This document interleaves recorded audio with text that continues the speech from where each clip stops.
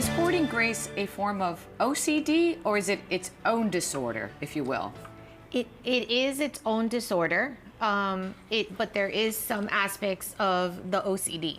So you do have some of the obsessive nature of OCD, where you start thinking about the items that you're looking at, and then your compulsion is that you keep the items. And look at this room. We talked about this, and I'm sorry to interrupt, Grace, but I just wanted to show this is exactly what we were talking about, which will continue on from your thought. Yeah, this is an area where the person would not be able to get to all these items. There's things in the corners that they, I'm sure, have forgotten is even there.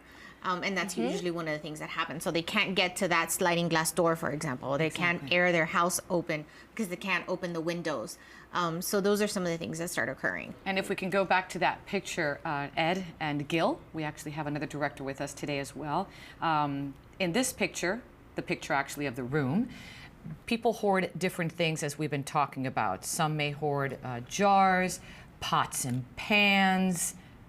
There's a jar right there. One, I would say that this would probably be a prime example of how somebody isn't able to get to their sink to clean. So maybe they're not able to get to all their cleaning products because they're under the sink, and maybe because the items are standing in front of the sink, they weren't able to get to all their cleaning products, or they weren't able to use the sink. That would be that example.